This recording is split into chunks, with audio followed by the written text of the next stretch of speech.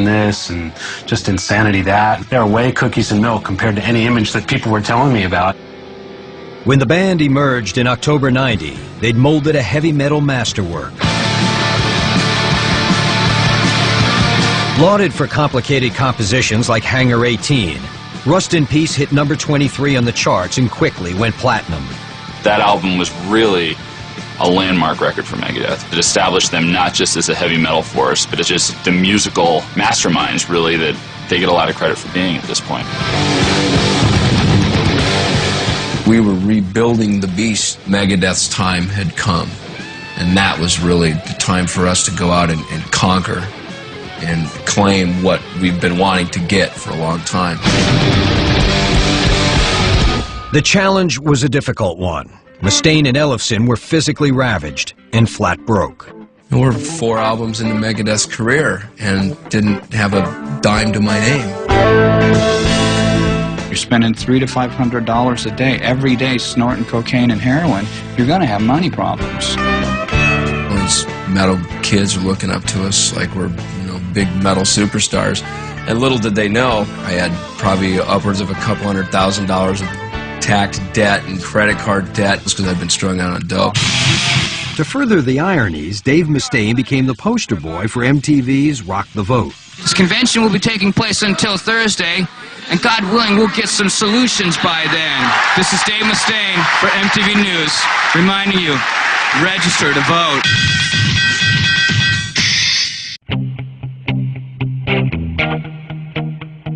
Despite the chaos, the band went to work on their 5th album. Inspiration struck in a sun-baked warehouse in California's San Fernando Valley.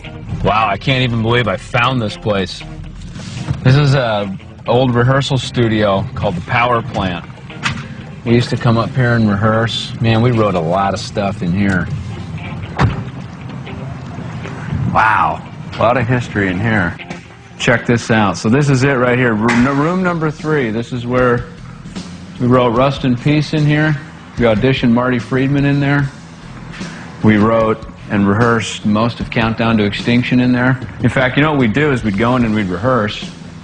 And whenever we got stuck and couldn't come up with anything new, we'd come out here to the basketball court. We'd shoot some hoops for a while.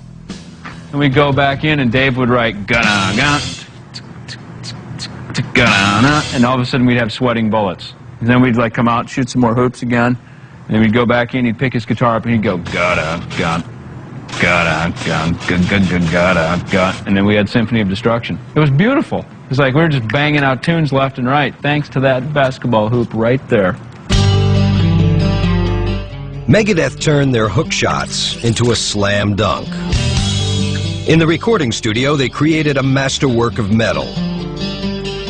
1992's Countdown to Extinction debuted at number 2 on the pop charts and made them metal megastars.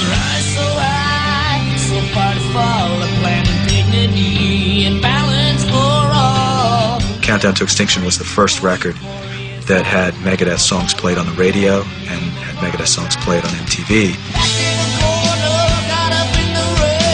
They went from playing, with 3,000 seaters and selling 600,000 or 700,000 copies of a record to selling over 2 million copies of that record in the United States alone and playing arenas. When Countdown to Extinction debuted at number 2, we were sitting in the limo just getting the report, and I'm like, here I am, rocking around the world and hearing my record is at the top of the charts. There's could have just shot me right then. I would have been happy.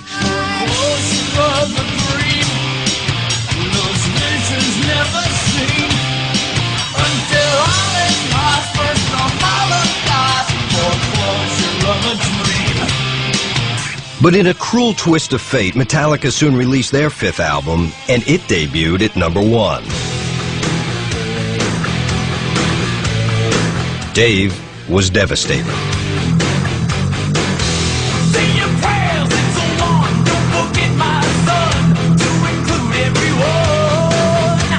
The success didn't matter. Countdown to Extinction was double platinum. That didn't matter. I had the house, I had the wife, I had the kid, I had everything. But I had nothing because I was still comparing myself to my previous band. Hello, me. Meet the real me. my misfits way of life. It's like you pull up to a stoplight, you know, and you have your own car, and so do they. They're both Mercedes, but yours says smaller number. I mean, it's like, you know, there's still that penis envy. I witnessed that anger, you know, at the point where Dave had sold millions of records and had millions of adoring fans. He was still angry. He still was motivated by revenge. You could see the decline of Dave slipping back into the old stuff again and getting high. And it was weird because, I mean, we were at the pinnacle of our career at that point. We were playing arenas, and it was big. Megadeth was, in fact, at the height of their popularity. And in February '93, they were booked to play the world-renowned Budokan Arena in Tokyo, Japan. It was like, yeah, Budokan's ready for you. And I was like, this is great. This is better than being on the top of the charts. You know, Cheap Trick at Budokan, Megadeth at Budokan. We're here. We were all kind of fragmenting a little bit because success was coming our way, and we're all starting to make a little bit of money. Just everything that would pull us apart. On February 17th, just days before they were to leave for Tokyo, Megadeth played a show in Eugene, Oregon. Dave was a disaster. Dave was intoxicated. I was like, oh man, this is horrible. This sucks. And finally, it was almost like an act of God. The barricade down in front of the stage broke. And it was just like a big pop. Last thing I remember, I incited a riot. Somehow, the barricade broke, everybody rushed to the stage. We were like, we're out of here. That's it. Let's go. But as soon as Dave left the venue, he swallowed a handful of Valium pills. And by the time he was hustled to an emergency room, he was rambling incoherently. I was covered in sweat and piss and everything. They got me into pajamas, and then I died. They took me to an emergency room, and I was dead. Dave was resuscitated at the hospital. When he regained consciousness, he was moved to the Meadows, a rehab center in Phoenix, Arizona. Dave called us all and wanted us all to come out for a family week there. Here comes Megadeth marching in, you know, the counselors and people that Dave were working with. He said, look, you can't go on the road. If you go on the road too soon, it's going to be all over.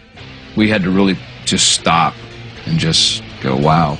I mean, Dave was almost a goner. If we would have continued on the road, it probably would have been one of those stories where rock star found dead in a hotel room. My prayers are never answered. The dream of playing Budokan was over. The trip was canceled. It wasn't like, dude, I want to take this away from you guys. I want to deprive you of this cool chance. It happened, and I just felt bad to see him go through it. God, you know. It was, that for me is probably, in the whole time of Megadeth, the most disappointing moment. I never wanted to shake him. I wanted to hold him. The thing about metal, the image of metal was, you know, a bunch of tough guys playing this really heavy music. So I didn't need to shake him and ask why. I understood why. I understood Dave.